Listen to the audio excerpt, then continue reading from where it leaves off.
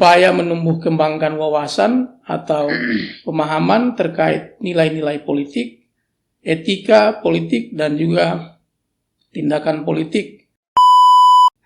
Mengerti dulu apa itu pendidikan dan apa itu politik. Yang mungkin sedikit kaji tadi sudah uraikan sedikit, namun saya boleh tambahkan. Kalau kita bicara mengenai pendidikan itu sendiri, memang para ahli memiliki dari warga negara khususnya. Kemampuan politik dari warga negara itu untuk mengetahui, menyadari dia sebagai seorang warga negara yang baik dan mengenal hak dan kewajiban sebagai warga negara di dalam sistem politik itu sendiri. Sangat diharapkan agar warga negara itu terlibat juga dalam proses pengambilan keputusan itu. Nah, bagaimana seorang warga negara itu dia tahu dia punya hak untuk terlibat dalam pengambilan keputusan itu. Tapi sangat disayangkan sampai sekarang ya. Kalau kita bicara pendidikan politik itu penting, tetapi sampai sekarang belum ada kurikulum yang di dunia pendidikan formal loh, saya jelaskan. Betul, ya. Pendidikan toleransi. Saya kira itu juga sebenarnya poin-poin ya kakak ya dari pendidikan politik itu sendiri. Bagaimana orang terlibat di partai mengadakan kampanye, tapi kampanye yang baik, tidak menyebarkan isu sara ya, atau menebar kebencian dan lain-lain sebagainya. Nah, kakak melihat itu bagaimana kakak di Indonesia ini, atau secara khusus di Papua Barat dari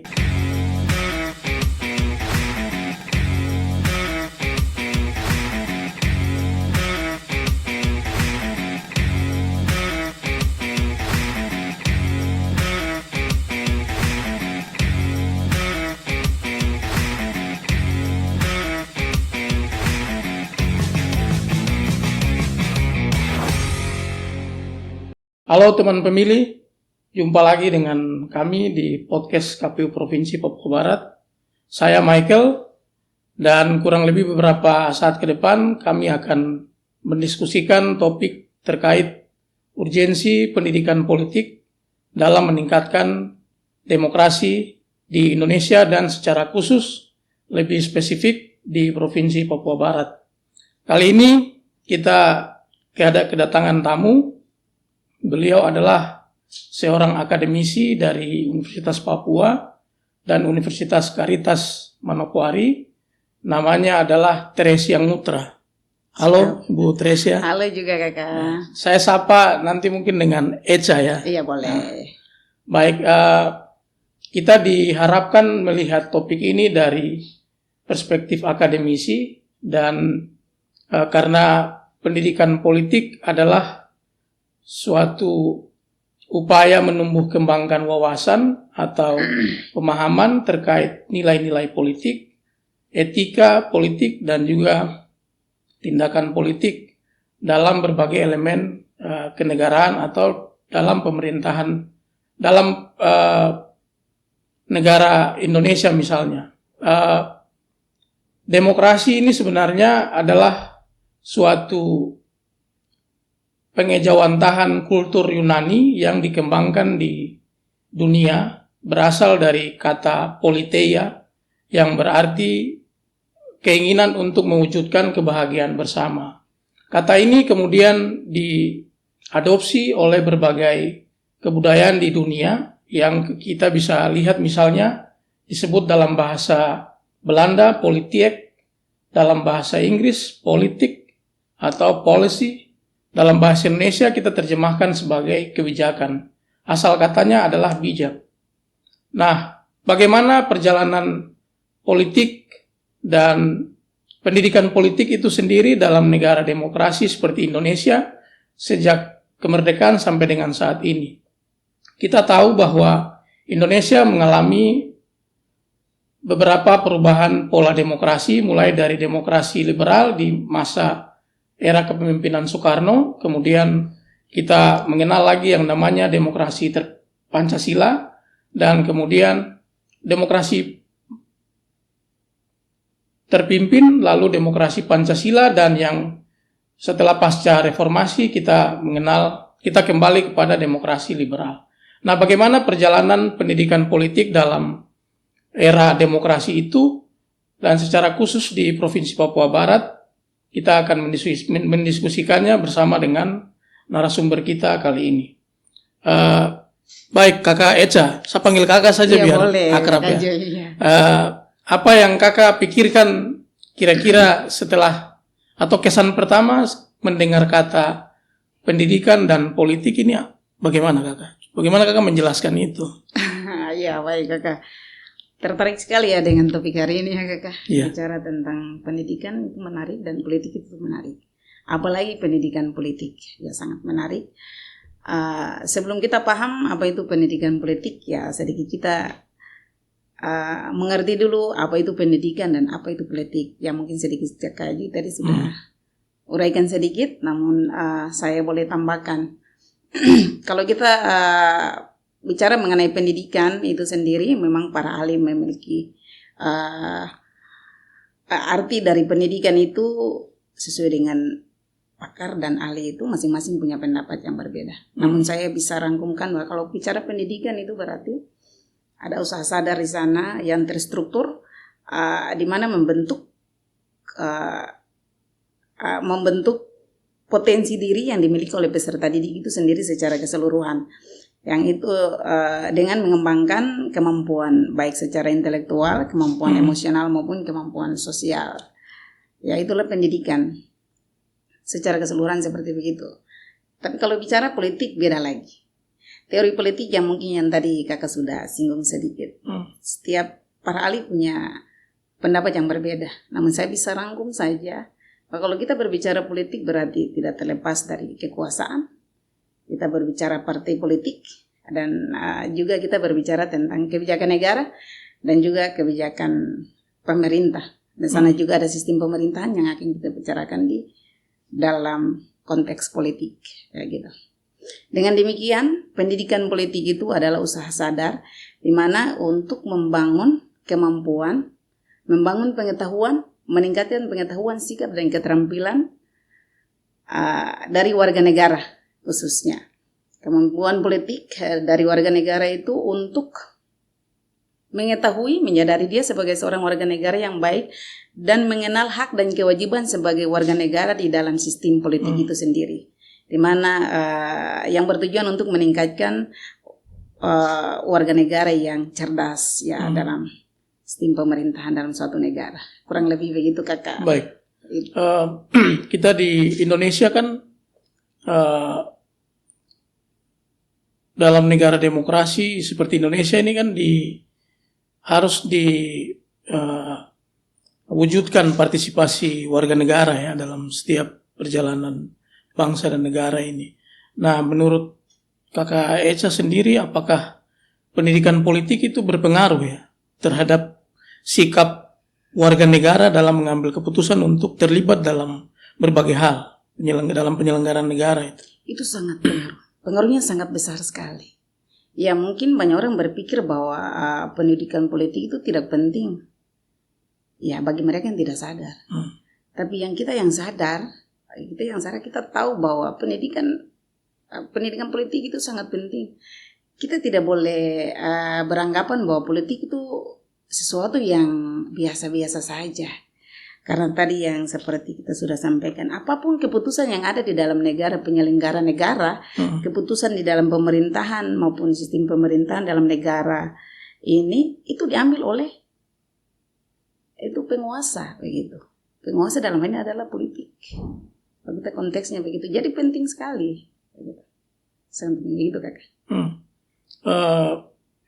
Tadi Kakak bilang penguasa ya sebagai yang mengambil keputusan. Atau kebijakannya. Ya. Tapi kan kalau di negara demokrasi itu kedaulatan ada di tangan rakyat gitu. Jadi rakyatlah yang dari, oleh dan untuk rakyat tadi itu. Ya. Nah, terkait pengambilan keputusan tadi ini kan sangat diharapkan agar warga negara itu terlibat juga dalam proses pengambilan keputusan itu. Nah, bagaimana seorang warga negara itu dia tahu dia punya hak untuk terlibat dalam pengambilan keputusan itu? Oke, kalau warga negara punya hak, semua warga negara punya hak untuk dalam politik ya, itu ada punya hak. Ada batasannya. pengambil keputusan kan yang ada perwakilan di sana. Hak yang paling penting itu kita sadar bahwa kita punya hak sebagai warga negara dan kita punya kewajiban sebagai warga negara, itu yang kita lakukan. Ya begitu.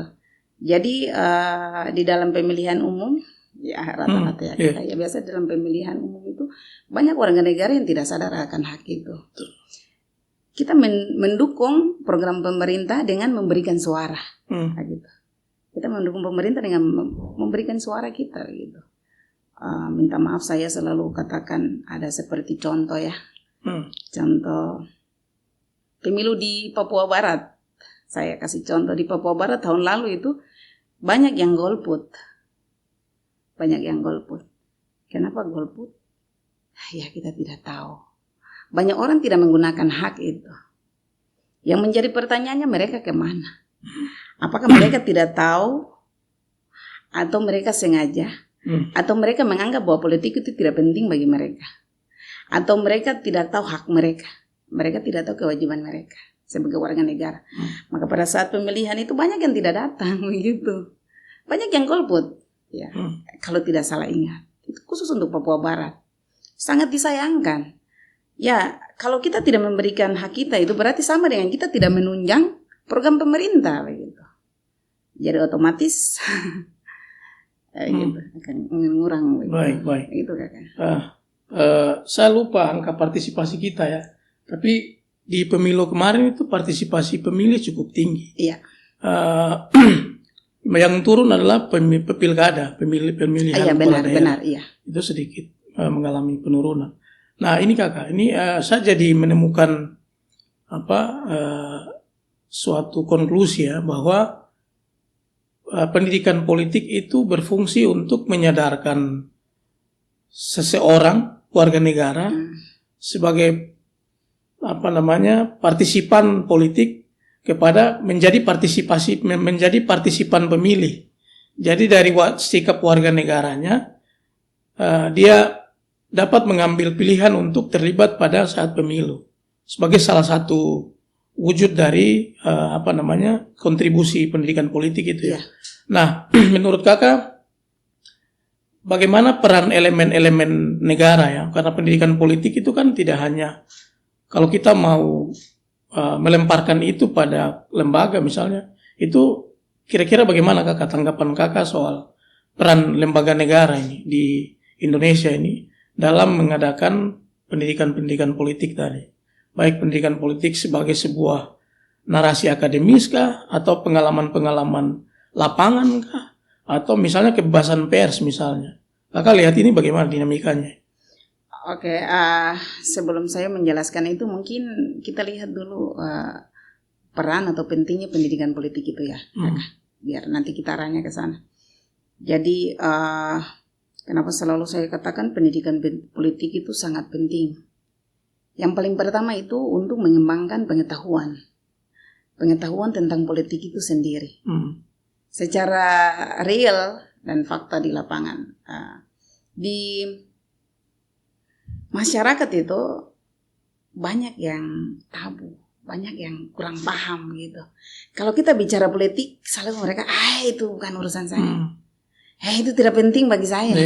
Apalagi kalau kita, sudah kamu jangan cerita itu. Gitu. Banyak yang tidak menerima, gitu. Kalau bicara politik.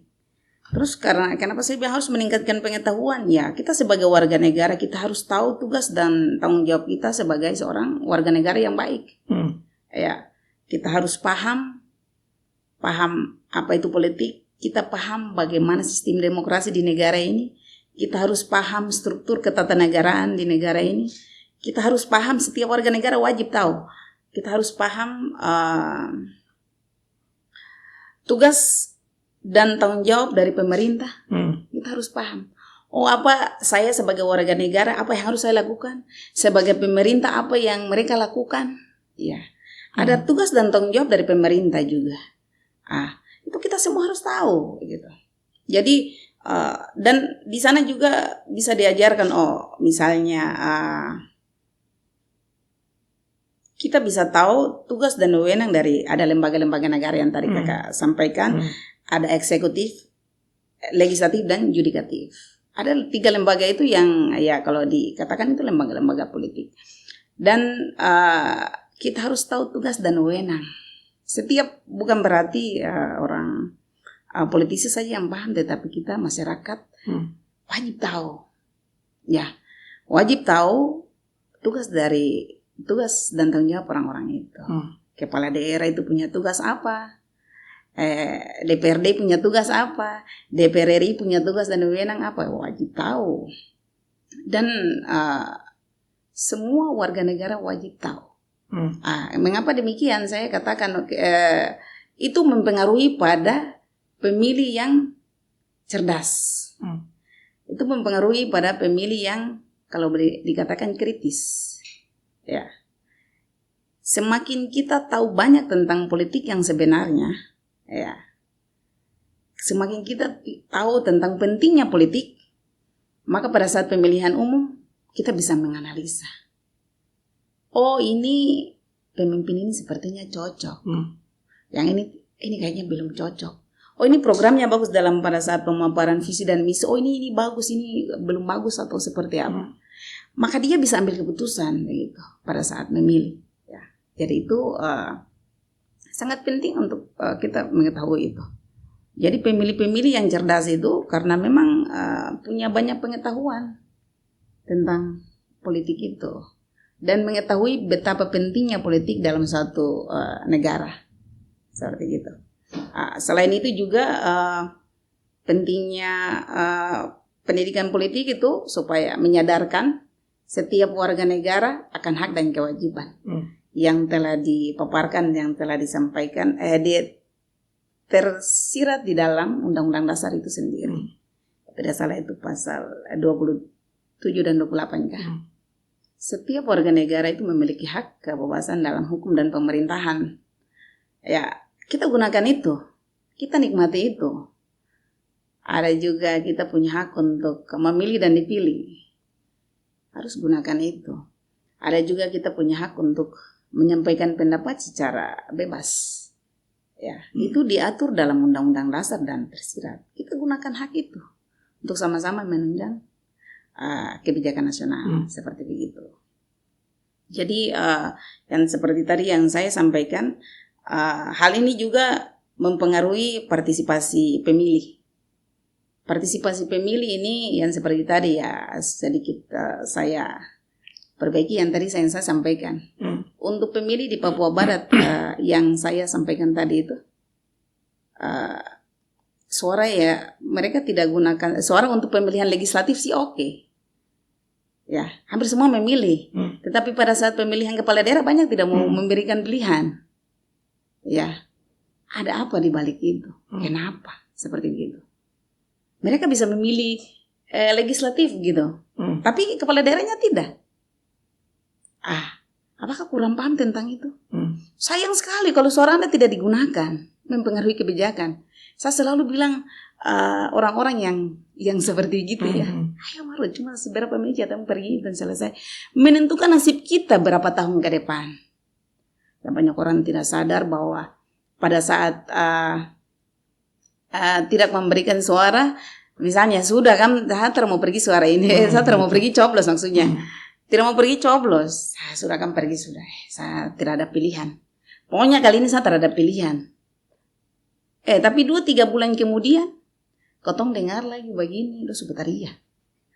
Ini kenapa harga barang di pasar naik? Kenapa sampai harga BBM naik? Kenapa sampai kita punya jalan-jalan ini rusak belum perbaiki? Kenapa sampai ketemu hak-hak ini belum dibayar begini-begini? Pada saat berteriak gitu, misalnya pada saat mereka berteriak kita bisa tanya lagi kemarin ada gunakan hak suara atau tidak? Terus yang memilih kemarin pilih siapa? Gitu. Ya kembali ke kita. Mereka jadi menyadarkan bahwa politik itu penting karena politik itu segalanya untuk kebijakan yang ada di negara ini. Ya, jadi kenapa saya katakan marilah ada kebijakan-kebijakan untuk kita bangun sama-sama pengetahuan tentang pendidikan politik di berbagai lini itu sangat penting sekali.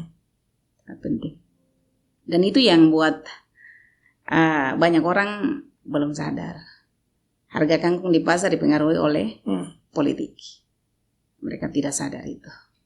Jangan kaget kalau BBM dia naik. 1 rupiah pun mempengaruhi. Kayak gitu. Jangan kaget kalau ada selalu berteriak, iya kenapa biaya pendidikan? Iya, siapa yang ambil keputusan? Siapa yang ambil kebijakan? Iya, gitu. Baik. Jadi, ya boleh Kakak, itu. kita lanjut ya kakak ya. Siap. Saya sebenarnya tidak mau masuk ke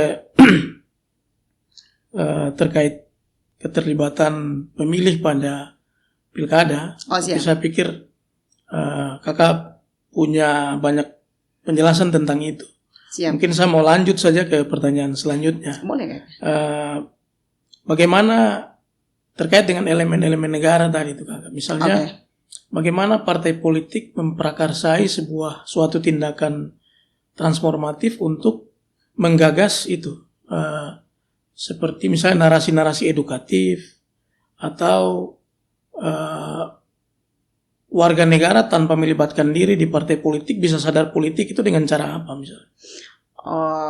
Karena beberapa orang mengklaim bahwa kalau mau tahu tentang politik ya mesti terlibat dalam lembaga-lembaga politik misalnya, atau mau tahu politik ya kuliah atau sekolah yang berkaitan dengan politik. Tapi kan itu hanya sedikit orang yang punya akses ke situ. Sedangkan banyak orang ini di Indonesia misalnya 280 juta jiwa ini belum tentu semuanya bisa mengakses hal-hal itu. Nah, bagaimana kakak melihat hal itu?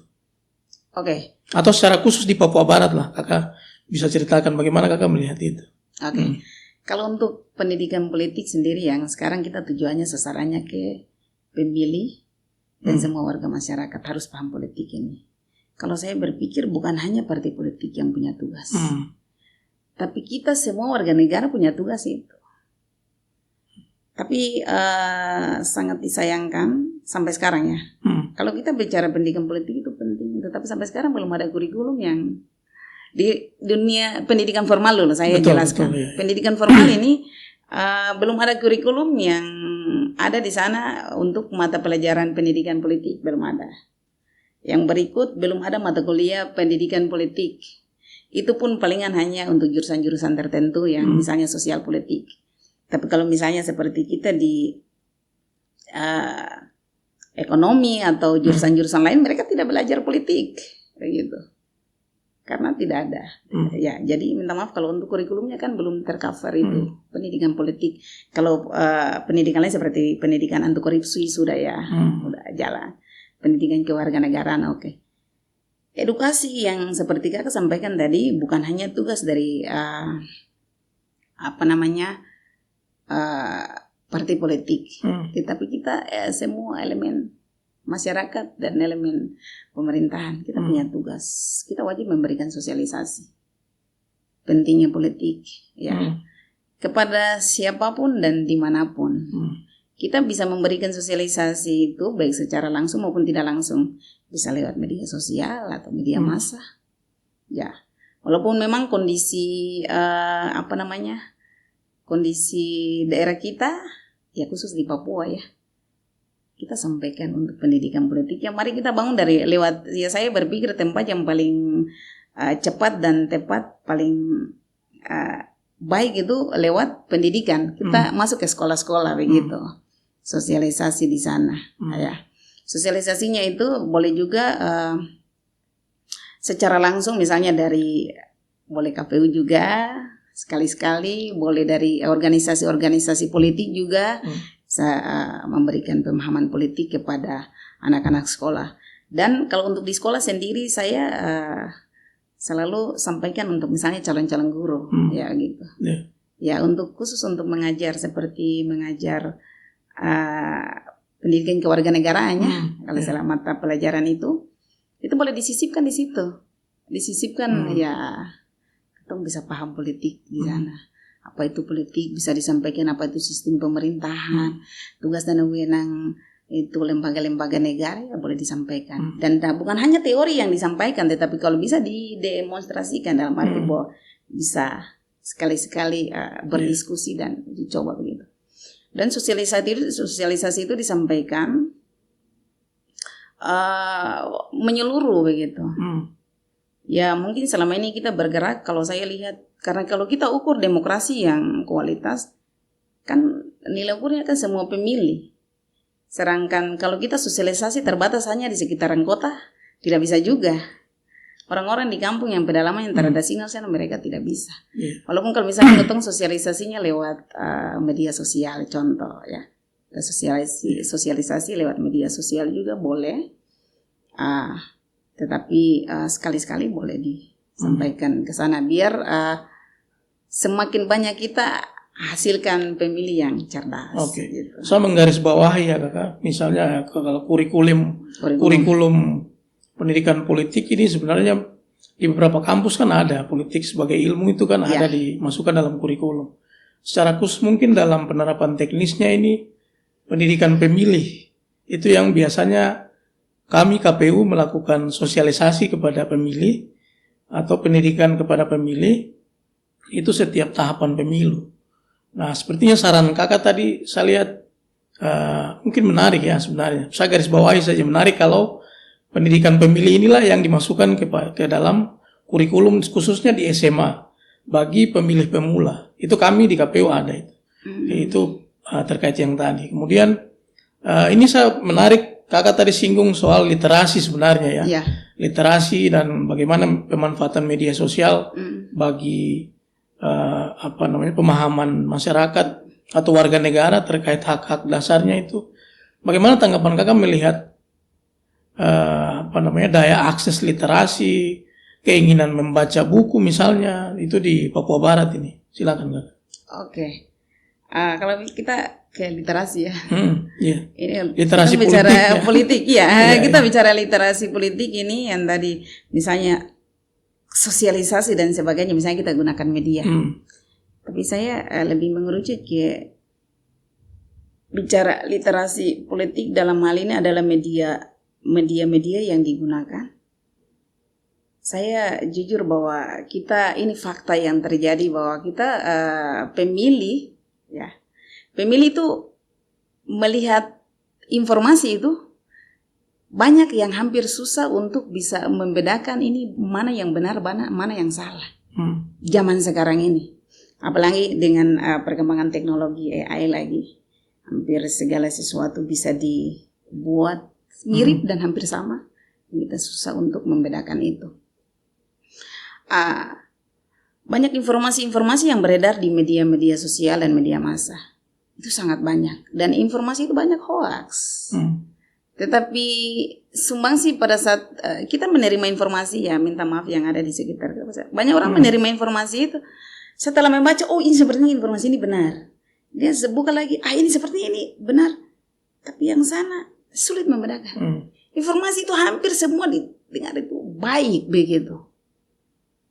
Tapi dia tidak bisa membedakan. Kenapa dia tidak bisa membedakan mana yang benar dan mana yang salah? Karena dia tidak punya pengetahuan dasar tentang pendidikan politik itu sendiri. Dia tidak punya pengetahuan tentang politik itu sendiri. Hanya dia sulit untuk membedakan. Ya, tapi pengaruh medianya kencang. Ya boleh ya, media itu banyak digunakan untuk politik yang tidak benar. Oke, Kak. Sebelum kita lanjut ke pertanyaan berikutnya, kita minum kopi dulu Kak. Oh boleh, silakan. Kopi silakan ini jadi. Ayo minum dulu Kak. Kita minum kopi Kakak. Ada kopi jadi. Kopi Papua Barat. Ini kopi Arfak. Mungkin dari Arfak apa pegunungan Arfak? Iya itu. Saya belum coba sih, katanya enak. Iya. Kita lanjut Kak atau minum lagi dulu? Lanjut, tidak apa-apa. Oke. Terkait literasi tadi nih Kakak. Siap Kakak. Sebenarnya sejujurnya di Provinsi Papua Barat ini kan dulu zaman koran cetak misalnya itu kita masih bisa menemukan koran-koran di emperan toko gitu. Jadi kita mudah akses. Tapi dengan adanya perubahan ini sebenarnya aksesnya lebih mudah. Tapi justru kemampuan orang untuk teliti dan fokus ini yang menjadi sulit karena begitu banyak informasi yang masuk di handphone kita setiap hari itu. Nah, saran Kakak untuk para pembaca berita-berita tentang politik atau media-media yang menginformasikan hal-hal seputar politik misalnya itu apa Kakak untuk terkait tadi dengan melihat banyaknya informasi yang muncul di platform media kita ini? Oke, saya punya saran pertama itu untuk pelaksana politik sendiri ya. Dalam hal ini lembaga langsung seperti KPU dan KPU ya, yang punya wewenang langsung itu, setiap berita yang diakses, yang dimunculkan itu kalau bisa dibantu dalam arti bahwa media apabila tidak benar dihentikan itu beritanya begitu, atau informasinya. Ya jangan kita biarkan informasi banyak yang salah beredar begitu. Kita punya tugas, mari kita sama-sama membantu begitu. Terus yang berikut ya karena memang banyak orang di luar sana kan mereka tahu saja kasih berita sana sini. Tapi kalau dari lembaga resmi seperti KPU, saya anggap kita yang paham ya. Oh berarti berita ini menyusahkan atau berita ini tidak benar. Ya kalau bisa dihilangkan beritanya. Jangan memperbanyak berita yang buat masyarakat sendiri bingung. Karena jujur seperti tadi saya usul kayak orang yang paham politik saja mereka bingung, apalagi orang yang tidak paham itu memang bingung baik-baik punya. Gitu. Jadi memang solusinya selain itu ya pendidikan politik harus diperkuat. Semakin dia tahu, semakin dia paham, dia tidak bingung. Kayak gitu. Okay. Nah kakak ini saya kembali ke partisipasi ini ya, warga dalam pemilu misalnya. Ya. Itu ada klaim misalnya semakin banyak warga negara itu berafiliasi dengan parpol, maka semakin tinggi tingkat partisipasinya. Pun sebaliknya semakin rendah warga negara yang berafiliasi dengan partai politik, maka semakin rendah partisipasi pada pemilu misalnya. Itu bagaimana kakak melihat? Itu kekuatan partai politik di situ. Itu organisasi, setiap organisasi punya kekuatan. Di situlah partai politik punya kekuatan, bisa mempengaruhi. Bisa mempengaruhi warga.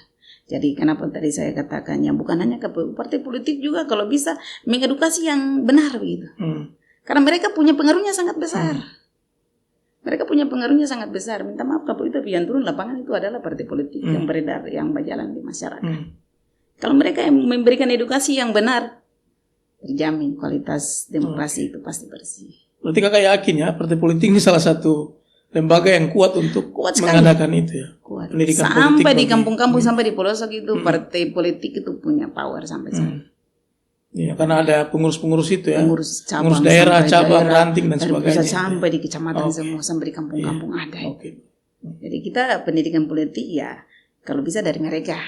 Bukan hanya pendidikan yang tadi formal maupun non formal ya.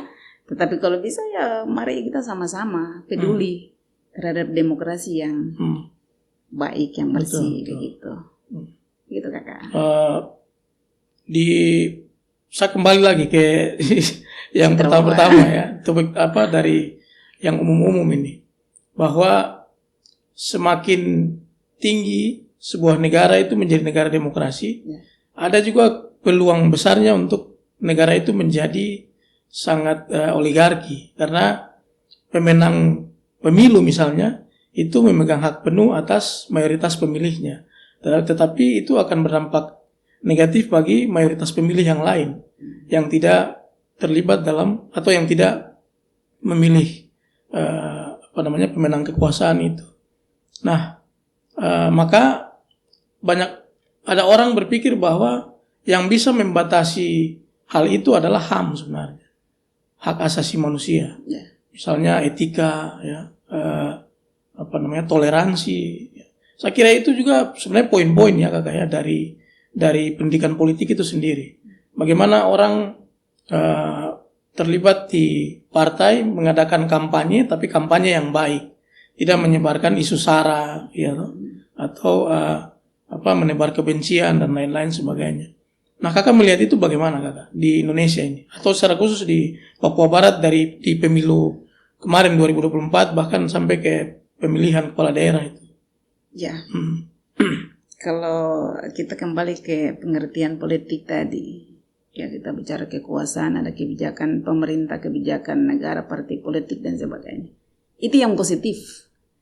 Yang negatif adalah manipulatif. Manipulatif. Ya, banyak pemahaman di masyarakat itu yang sudah tercoreng, tidak percaya pada politik lagi karena janji-janji politik. Oke, banyak masyarakat yang korban di sana atas janji-janji politik. Ya, kembali ke pertanyaan tadi, bahwa kalau untuk oligarki, kekuasaan, otomatis ya tadi saya bilang politik adalah kekuasaan. Iya, siapa yang berkuasa, siapa yang menang berarti dia yang berkuasa. Dalam politik itu kan demikian kan. Siapa yang menang, di situ dia yang berkuasa. Tapi yang menjadi catatannya ini kekuasaannya itu digunakan seperti apa gitu. Bukan kekuasaan itu digunakan sewenang-wenang. Ada pembatasan kekuasaan ya. Ya, kalau di dalam teorinya Montesquieu itu ada pembatasan kekuasaan. Trias politika. Trias politika. Ada eksekutif, yudikatif dan legislatif. Anda punya tugas sebenarnya batas itu, lakukan itu. Jangan campur ke sebelah lagi. Kalau hanya tugas untuk membuat undang-undang misalnya legislatif, jangan campur ke sebelah lagi. Kalau campurin yang masalah. Karena ambil kekuasaan yang lain lagi. Banyak. Jadi penguasa bukan berarti melakukan segala sesuatu sesuai dengan maunya. Seperti begitu. Tidak boleh. Ada batasan. Dan bukan hanya pemilih, tapi kalau juga kita pelaksana politik dan kita juga sama-sama paham sebatas mana kita punya tugas dan wewenang. Apa yang harus saya lakukan untuk satu tujuan besar itu, adalah kesejahteraan itu, tujuan nasional misalnya. Begitu. Jadi pada saat yang kakak sambung sedikit masalah kampanye suku, itu cara-cara yang tidak benar. Cara-cara yang tidak benar yang kalau saya boleh katakan itu tantangan terbesar di daerah kita di Indonesia dan ya bukan hanya Papua Barat, seluruh Indonesia. Bahwa politik uang dan politik identitas itu sudah menjadi budaya. Sudah menjadi budaya.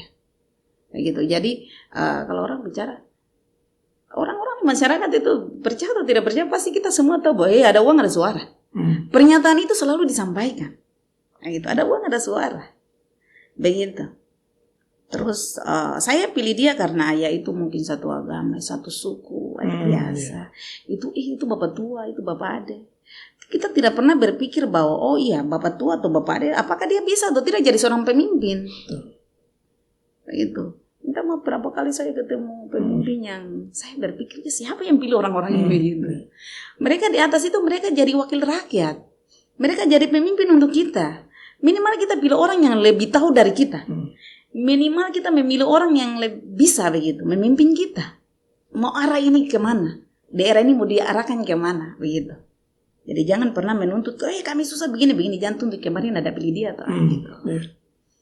Jadi itu sudah jadi budaya. Jadi seperti kampanye-kampanye yang tadi ya itu biasa.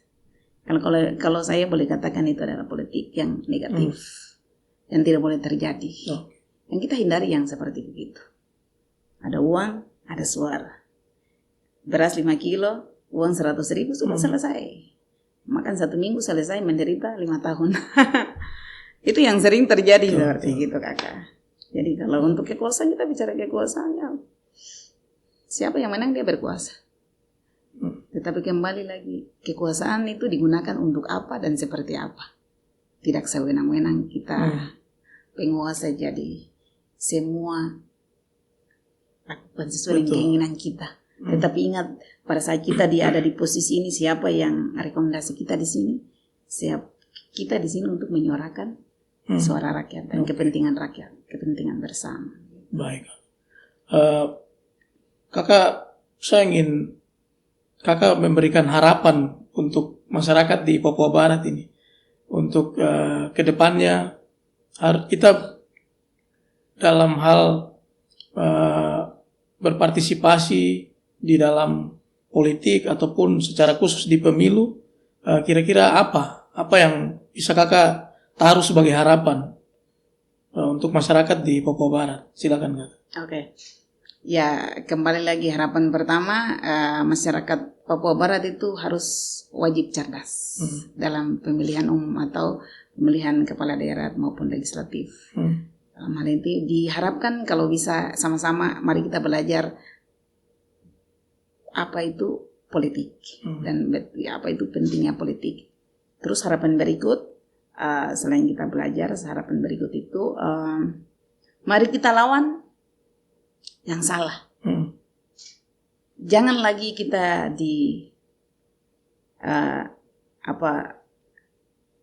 jangan lagi kita berada di lingkungan yang tadi seperti yang saya bilang. Kita hindari budaya-budaya yang negatif seperti uang atau dipengaruhi karena politik identitas. Jangan lagi, mari kita hindari yang itu. Kita anggap bahwa kalau itu yang tidak benar, jangan lakukan. Ya, terus harapan berikut, berita-berita apapun yang kita bisa terima, kita dengar, kita lihat, mari kita lebih teliti lagi. Sebenarnya mana yang paling tepat untuk masuk. Tidak semuanya harus masuk dan kita nikmati, tetapi ada informasi yang rasa tidak penting, mari kita telaah. Supaya kita buang yang tidak penting dan kita terima yang baik. Seperti itu. Itu harapan saya. Dan kalau untuk Papua Barat sendiri ya.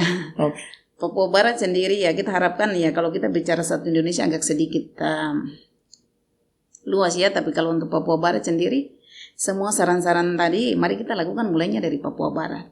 Bagaimana saya punya saran untuk KPU Papua Barat, kita pasang strategi itu menyongsong pemilihan umum nanti. Ya, berapa tahun ke depan itu kita jangan sampai H-2 tahun sebelumnya atau H-1, tapi mulai dari sekarang kita sudah bergerak gitu. Bila perlu dari ke depan KPU sudah turun di kampus-kampus.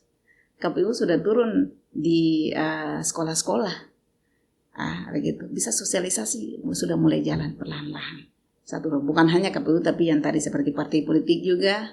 Saya rekomendasi bisa kita sama-sama peduli terhadap demokrasi yang berkualitas. Baik, sebelum saya mengakhiri podcast kita kali ini, saya mungkin berikan waktu kepada Kakak Echa untuk memberikan closing statement. Silakan Kakak. Oh baik, Kakak Joy, luar biasa sekali. Ada satu pernyataan penutup untuk diskusi kita hari ini adalah pemilih cerdas memilih pemimpin yang cerdas dan demokrasi berkualitas karena warga masyarakat paham politik. Terima kasih. Oke. Terima kasih pada teman pemilih dimanapun Anda berada yang sudah menyimak diskusi ini dari awal sampai selesai, dan terima kasih juga kami sampaikan kepada narasumber kami hari ini, Ibu Teresia Ngutra atau Kakak Echa yang sudah hadir dan diskusi bersama-sama dengan kami.